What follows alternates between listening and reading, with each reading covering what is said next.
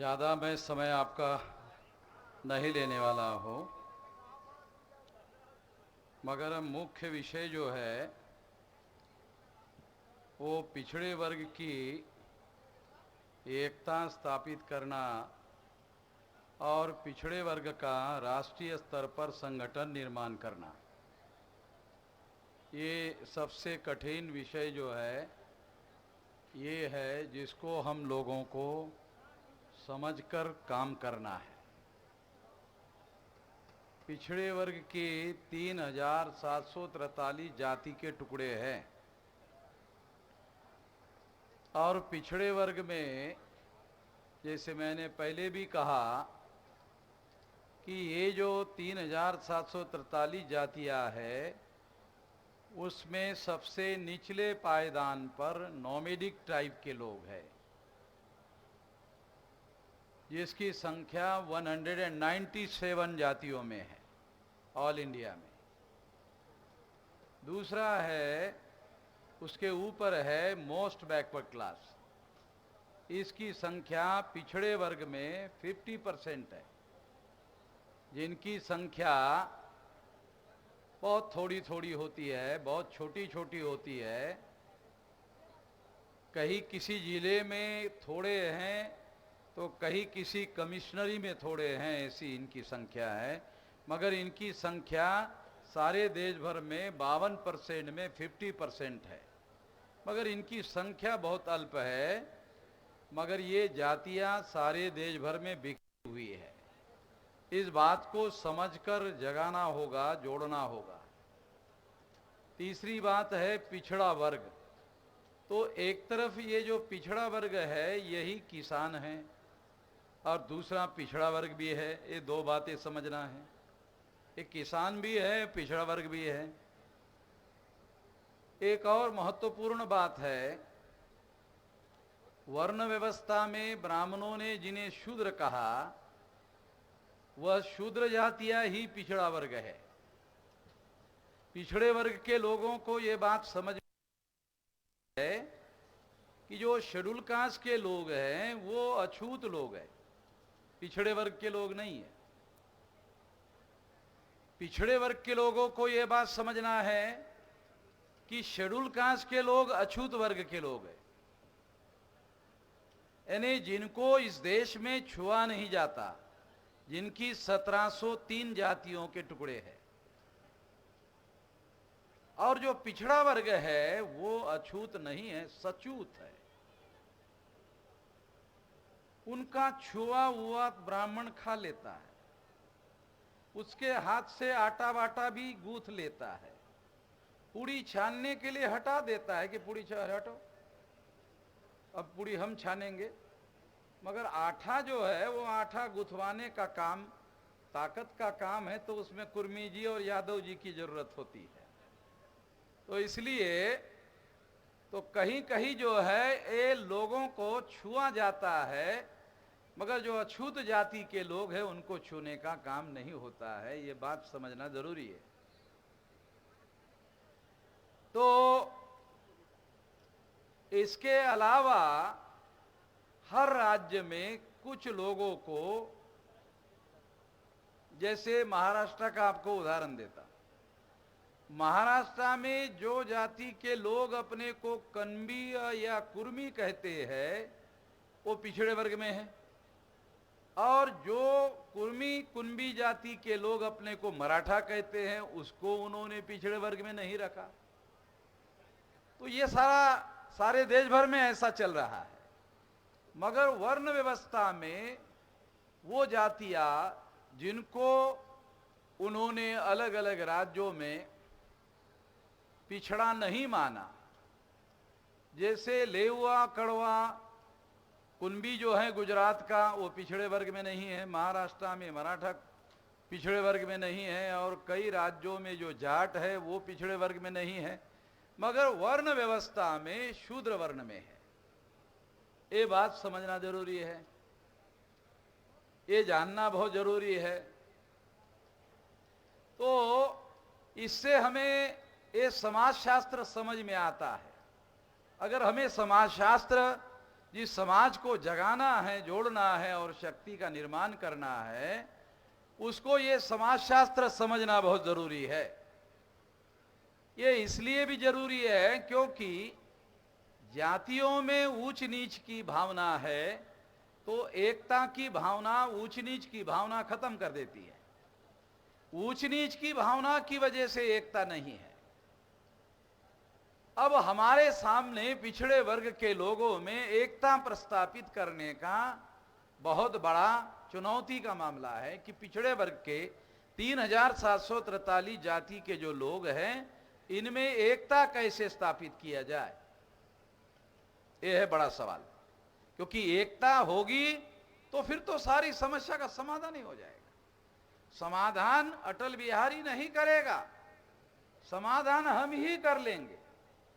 जब एकता हमारी होगी तो समाधान भी हम ही कर लेंगे। वो लोग एकता नहीं होने देंगे, हमें एकता स्थापित करनी होगी। तो एकता स्थापित करने के लिए हमको कोई आधार ढूंढना होगा। जैसे जोड़ने के लिए सॉल्यूशन लगाया जाता है, सीमेंट लगाया जाता है, और कई प्रकार का पदार्थ जो है, आदमी और आदमी को सॉल्यूशन से जोड़ा नहीं जा सकता, सीमेंट से जोड़ा नहीं जा सकता। ईंट को ईंट से, सीमेंट से जोड़ा जा सकता है। चमड़े के टुकड़ों को सॉल्यूशन से जोड़ा जा सकता है, मगर सीमेंट से और सॉल्यूशन से इंसान और इंसान से जोड़ा नहीं जा सकता। इंसान और इंसान को जोड़ने के लिए हमारे पास कोई और रसायन चाहिए। वो रसायन हम लोगों को ढूंढना जरूरी है, वो आधार हमें ढूंढना बहुत जरूरी है। क्योंकि वो आधार अगर हमें मालूम हो गया तो फिर हम लोग जोड़ना बड़ा आसान हो जाएगा। यदि हम देखेंगे, सिंधु घाटी सभ्यता में जातियां नहीं थी, टुकड़े नहीं थे, एकता की भावना थी। एकता की भावना को विभाजित कर दिया गया। अगर हम लोग ancient Indian history, Ramayan Mahabharat लिखने के पहले का इतिहास अगर देख लो तो हमें पता चलता है कि हम पिछड़े वर्ग के जो लोग हैं वो पूर्व के बुद्धिस्ट लोग हैं।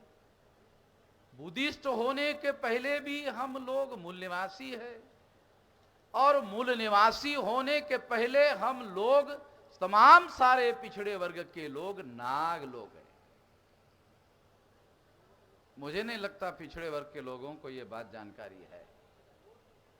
अगर आप ज्यादा एंशियन इंडियन हिस्ट्री में अंदर जाओ तो तमाम सारे पिछड़े वर्ग के लोग नाग लोग हैं। नाग यानी सांप नहीं भाई। तो हमारे लोग बोले, अरे तो वामन मेश्राम हमको सांप कह रहा है। सांप नहीं, नाग लोग। तो ये नाग लोग है। तो नाग लोगों का झगड़ा था ब्राह्मणों के साथ, इसलिए नागों को 6247 जाति के टुकड़ों में बांटा ब्राह्मणों ने। नाग एक थे तो भारी थे। नागों ने मौर्य साम्राज्य स्थापित किया। ब्राह्मणों का कोई इतिहास नहीं है कि इन्होंने कोई राज्य संस्था का निर्माण किया। ब्राह्मण कहते हैं दुनिया वालों को कि ब्राह्मणों की संस्कृति है। क्या है? ब्राह्मणों की संस्कृति वर्ण व्यवस्था की है, ब्राह्मणों की संस्कृति जाति व्यवस्था की है, ब्राह्मणों की संस्कृति अस्पृश्यता की है, ब्राह्मणों की संस्कृति महिलाओं को दास बनाने की है, ब्राह्मणों की संस्कृति शूद्रत्व पिछड़े वर्ग पर थोपने की है। ये सारी ब्राह्मणों की संस्कृति है। तो ये कोई गर्व की बात है? ये जो ब्राह्मणों की संस्कृति जो बोल रहे हैं, ये गर्व की बात नहीं है। इसमें कोई गर्व करने वाली बात नहीं है। मगर जो हमारी संस्कृति है वही लोग, वो ब्राह्मण लोग हमारी संस्कृति बना करके लोगों के सामने पेश करते हैं, जो वो है नहीं। मैं आप लोगों को, जो पढ़े लिखे लोग हैं, उन लोगों को ये कहता हूं कि जरा नाग लोगों का इतिहास पढ़ो। तो नवल वियोगी हो गए। Naval Viyogi archaeological survey of India के डिप्टी डायरेक्टर थे, ऑल इंडिया के।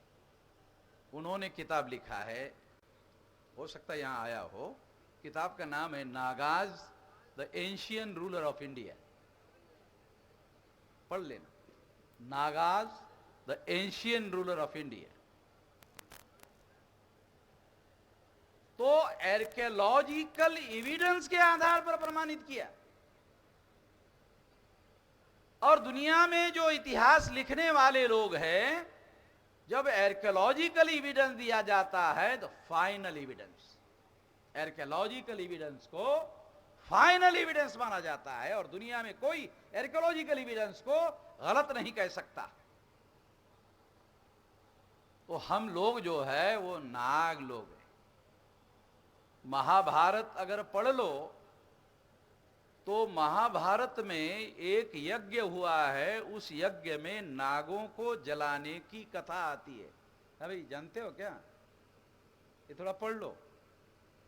महाभारत हमारा इतिहास नहीं है, मगर उनके इतिहास में हम लोगों को जलाने का इतिहास है। एक व्यक्ति कर्ण के पास जाता है, कर्ण के पास कहता है कि पांडवों के विरोध में मैं आपको साथ देने के लिए तैयार हूं। कर्ण कहता है तुम बाहरी लोग हो, हमारा मामला हम देख लेंगे। महाभारत में लिखा हुआ है, मेरी बात नहीं कह रहा है, पंडित ने लिखा। क्या बोल रहा है? महाभारत में एक आदमी कर्ण के पास जाता है, नाग योद्धा। महाभारत में भी तक्षक है, तक्षक नाग है। तो वो नाग उसके पास जाता है कि मैं पांडवों के विरोध में, कर्ण को कहता है आपकी मदद करना चाहता हूं लड़ाई में, पांडवों को पराजित करने के लिए। कर्ण कहता है उसको, ये हमारा मामला है, तुम बाहरी हो। ये हमारा मामला है, तुम बाहरी हो, तुम्हारी मदद नहीं चाहिए, हम अपना देख लेंगे। बाहरी हो साले, वही बाहरी हमको बाहरी बोल रहा है महाभारत में है? वो खुद बाहरी यूरेशिया से आया हुआ साला हमको बाहरी बोल रहा है। मतलब रिकॉर्ड आपको बता रहा हूं, ब्राह्मणों के महाभारत में भी हमारा इतिहास दूसरे तरीके से लिखा हुआ है। समझने की दृष्टि चाहिए, जिसके पास दृष्टि है वो समझ सकता है, कोई भी नहीं समझ सकता। तो इसलिए मैं आप लोगों को बता रहा हूं, हम लोग नाग लोग हैं। और मैंने कभी ब्राह्मणों को नाग पूजा करते हुए नहीं देखा। दुनिया की पूजा करता है मगर नाग की पूजा नहीं करता। ब्राह्मणों को नाग पूजा करते हुए कभी नहीं देखा। और सारा देश का Bahujan Samaj, SC ST OBC, ये नाग पंचमी का त्योहार मनाता है। भारत में नाग पंचमी का त्योहार जो है वो नेशनल लेवल का है। मैं मध्य प्रदेश में उधर गया था, तो एक रेलवे स्टेशन का नाम, आज से 25 साल पहले मैं दिल्ली जाता था वहां से, तो उस रेलवे स्टेशन का नाम था नागदाह। नागदाह यानी नागों को जलाने की जगह, नागदाह। अब गया तो उसमें लिखा था नागदा। अरे मैंने कहा पंडित ने साला नाम बदल दिया क्या? मैं यहां से 20 साल पहले जाता था तो रेलवे स्टेशन का नाम था नागदाह। अब चेंज हो गया। चेंज क्या लिखा है? नागदा। दाह ह निकाल दिया, 2 शब्द थे, नाग दाह, तो ह निकाल दिया। तो नागदाह से इतिहास समझ में आता है, शब्द के पीछे इतिहास है, मगर नागदाह से समझ में नहीं आता। तो हम लोगों ने सारे देश भर में नाग के बारे में लोगों को बताना शुरू कर दिया। ब्राह्मणों को मालूम हो गया, अरे नागदाह साला वामन मिश्रम बताएगा भाई उदाहरण है, उसी को समझ में आता है, बाकी किसी को समझ में नहीं आता कुछ। तो बदलने के बाद भी मुझे समझ में आता है, नहीं बदला तो भी समझ में आता है, बदला तो भी समझ में आता है। आप लोगों ने कभी ब्राह्मणों के नामों में नाग शब्द नहीं देखा होगा, मगर तमाम बैकवर्ड क्लासेस के लोगों के नाम में नाग शब्द आता है। नहीं, बहुत सारे लोगों के नाम है नाग। नाग में कोई न कोई शब्द जुड़ा हुआ जो है वो उसमें नाम के साथ जुड़ा हुआ है। महिलाओं के नाम में भी मैंने नाग देखा। तो इस तरह से ये इतिहास हमारा है, ये प्राचीन इतिहास हमारा है। हम लोग प्राचीन जो है नाग लोग हैं। नाग लोगों को 6247 जाति के टुकड़ों में बांटा। मैं आपको जोड़ने का आधार बता रहा हूं, कहानी नहीं बता रहा हूं। तो आप समझ रहे वामन मेश्राम इतिहास बता रहा है, इतिहास नहीं बता रहा हूं। एकता स्थापित करने के लिए कोई आधार चाहिए। हवा में तीर मारने से लगेगा नहीं। हवा में मारो तीर, साला लगेगा हवा में तीर? तो कोई आधार चाहिए। आधार होगा तो एकता स्थापित होगी। तो हम लोग 6247 जाति के टुकड़ों में बांटे हुए जो लोग हैं, एंशियंट इंडियन हिस्ट्री में एक लोग थे, नाग लोग थे। जब आप ये बताना शुरू करोगे तो सेंस ऑफ यूनिटी का भाव 6247 जाति के बीच में दिमाग में एक भावना आएगी। भावना, विचार दूसरे नंबर पर आएगा, एकता तीसरे नंबर पर आएगी, पहले आएगी भाव भावना। दिमाग में एक भावना होनी चाहिए। विचार दूसरे नंबर पर आएगा, एकता तीसरे नंबर पर आएगी। इस आधार पर हम एकता स्थापित कर सकते हैं। ये एकता स्थापित करने के लिए बहुत बहुत बहुत महत्वपूर्ण आधार है, क्योंकि हम रेशियली ब्राह्मणों से अलग है। ब्राह्मण का रेस अलग है, नाग लोगों का रेस अलग है। नाग लोगों का और ब्राह्मणों का बहुत भारी संघर्ष भारत में हुआ, और ये संघर्ष बहुत भयंकर संघर्ष हुआ। सारा प्राचीन इतिहास इससे भरा पड़ा हुआ है।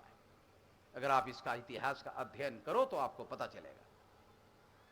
इस तरीके से यदि आप लोगों को जगाने का, जोड़ने का और जोड़कर शक्ति निर्माण करने का काम करोगे तो बहुत बड़े पैमाने पर आने वाले 10 साल इसको लगेंगे। 10 साल लगेंगे।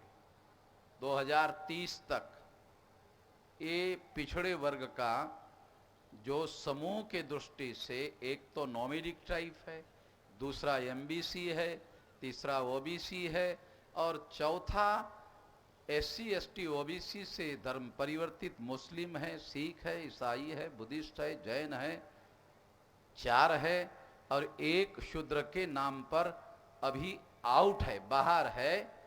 वो सारे लोग जो है इकट्ठा किए जा सकते। अगर हम लोग 30% इकट्ठा हो गए, कुछ लोगों को मुझे लोग सवाल पूछते, मैं समझे पता नहीं 85% लोग साला कब इकट्ठा हो जाए, कब जागृत होंगे, कब इकट्ठा होंगे, कब आजादी मिलेगी, ऐसा मुझे पूछते। तो हमारे लोगों को व्यवहार, क्योंकि संगठन बनाने का कोई हुनर है नहीं, संगठन बनाने की कोई समझ है नहीं, तो इस वजह से ऐसा पूछते रहते हैं। मैंने उनको कहा, जब 31% से दिल्ली में कांग्रेस ने सरकार बनाई तो तुमको सारे 85 चाहिए क्या है? सारे के सारे 85 चाहिए। 31 में कांग्रेस ने सरकार बनाई तो तुमको सारे 85 चाहिए। अभ्यास ना करने का नतीजा, संगठन बनाने का बिल्कुल कोई हुनर ना होने का नतीजा, संगठन बनाने के लिए 85% लोगों के 30% इकट्ठा करो, 85% लोगों के 30% इकट्ठा करो तो हमारा मामला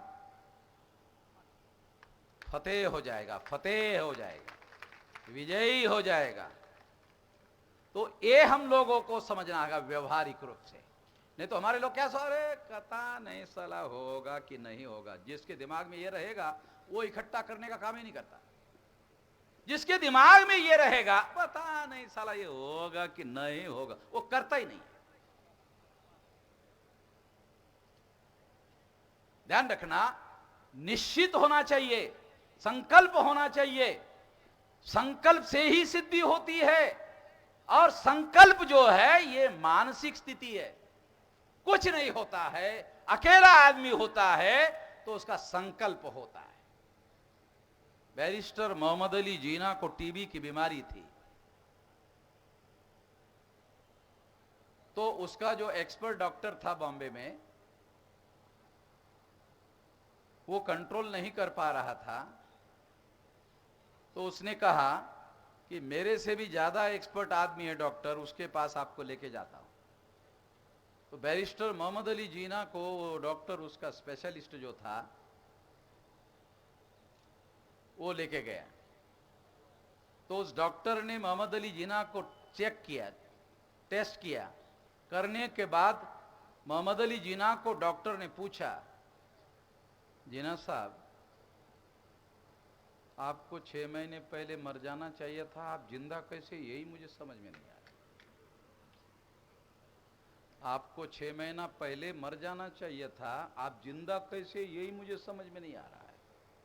आपके सेहत का टेस्ट करने के बाद आपको 6 महीना पहले मर जाना चाहिए था, आप जिंदा कैसे, यही समझ में नहीं आ रहा है। तो जीना ने डॉक्टर को जवाब दिया, पाकिस्तान लिए बगैर मरने वाला नहीं। पाकिस्तान लिया और कुछ दिन के बाद, ज्यादा दिन नहीं जिया, पाकिस्तान लिया, चला गया। तो जो संकल्प है एक मानसिक स्थिति है, समझ रहे हो? संकल्प जो है ये मानसिक स्थिति है। वो मानसिक स्थिति बहुत महत्वपूर्ण होती है। उससे अकेला आदमी चलता है और करोड़ों को इकट्ठा करता है और अपने संकल्प की सिद्धि करता है। तो वो संकल्प जो है, पिछड़े वर्ग के लोगों के बारे में जब सोचा जाता है तो पिछड़े वर्ग के लोगों में संकल्प करने वाला एक आदमी पैदा हुआ, ज्योतिराव फुले। उसके बाद आदमी मिल ही नहीं रहा है, उसके बाद आदमी नहीं मिल रहा है। उसके बाद मुलायम सिंह यादव मिलता है, अखिलेश यादव मिलता है, लालू प्रसाद मिलता है, तेजस्वी यादव मिलता है, वो अपना और एक वो बिहार का मुख्यमंत्री मिलता है, मगर वो अपने अपने जाति वाला लेकर चलते हैं। पिछड़े वर्ग का कोई, पिछड़े वर्ग का जो 52% वाला है वो लेकर कोई चलने का काम नहीं करता है। ऐसा कोई संकल्प नहीं है। तो इसलिए हम लोगों को इस तरीके से आधार चाहिए, उस आधार को सहारा बनाकर यदि आप आगे बढ़ो तो आप सफल हो सकते हो, निश्चित रूप से मेरा यकीन है। और आने वाले 2030 तक जिस तरह से ये राष्ट्रीय अधिवेशन हुआ ना, आपको एक खास बात बताता हूं। पहले हमारा बामसेफ का एक अधिवेशन राष्ट्रीय स्तर का होता था, एक अधिवेशन। इस साल 17 राष्ट्रीय अधिवेशन, 17 राष्ट्रीय अधिवेशन एक अधिवेशन होता था।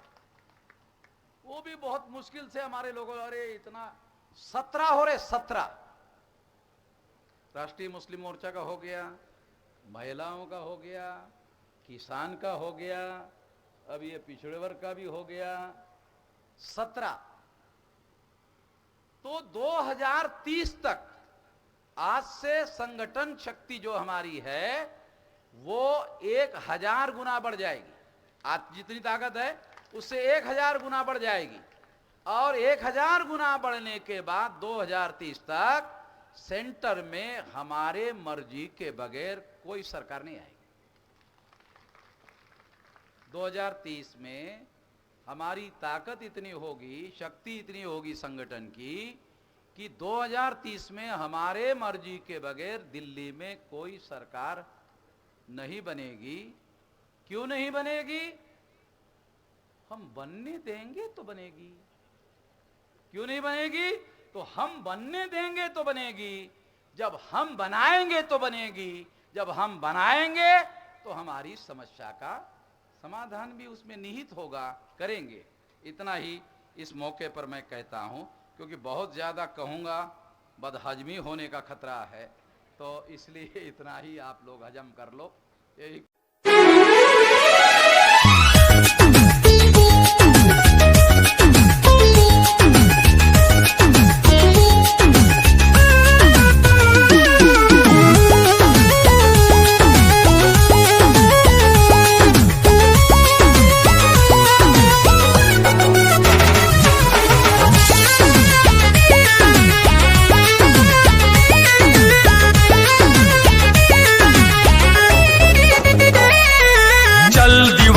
चलता चल, चलता चल तू चलता चल।